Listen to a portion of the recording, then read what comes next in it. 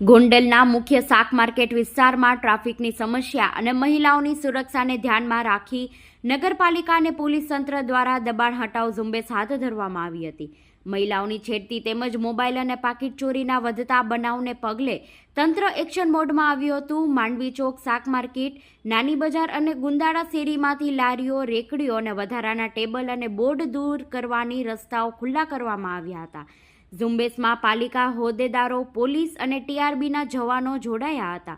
વેપારીઓનો જાહેર માર્ગ પર દબાણ ન કરવા કડક સૂચના આપવામાં આવી છે અને આગામી દિવસોમાં પણ આ કાર્યવાહી સતત ચાલુ રહેશે।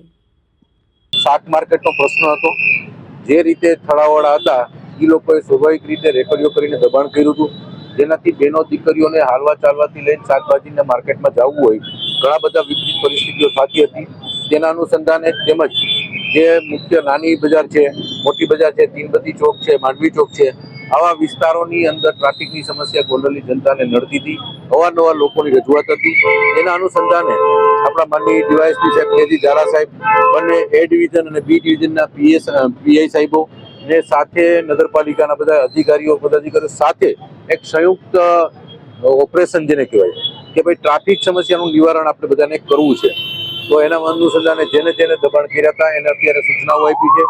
કોઈના દબાણો હટાવવાની જરૂર પડી તે હટાવ્યા છે।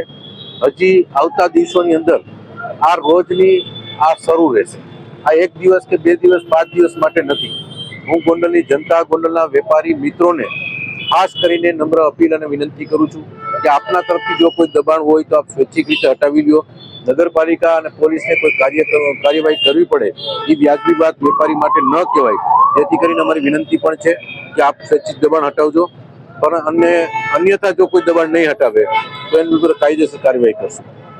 નગરપાલિકા દ્વારા આગામી દિવસોમાં કેબિનો અને વેપારીઓ દૂર કરવામાં આવશે। જેટલું ખાસ કરીને ટ્રાફિક સમસ્યાને નડે છે, જે ટ્રાફિક સમસ્યાને નડતું હોય તે રેકડી હોય, કેબિન હોય કે કોઈ થેલો નાખીને બેસતા હોય એ બધાને હટાવવામાં આવશે। જ્યાં ટ્રાફિક સમસ્યા નડે છે ત્યાં લોકોને હટાવવામાં આવશે। આપણે લોકોને કોઈ રોજગારી માટે ના નથી પાડતા, પરંતુ ટ્રાફિકને સમસ્યા કરે છે એ વાત વ્યાજબી નથી। નગરપાલિકા દ્વારા કોઈ વૈકલ્પિક જગ્યા આપવામાં આવશે નાના ધંધાર્થીઓને? ખાસ કરીને માર્કેટને આજે જોયા પછી મને એવું લાગ્યું છે કે આગામી જનરલ બોર્ડની અંદર અમે કોઈ સાધારણ સભામાં એવો નિર્ણય કરશું કે જેથી કરીને માર્કેટમાં લોકોને રોજગારી પણ મળી રહે, એમને વૈકલ્પિક જગ્યા મળે અને લોકોને પણ સુવિધા મળે।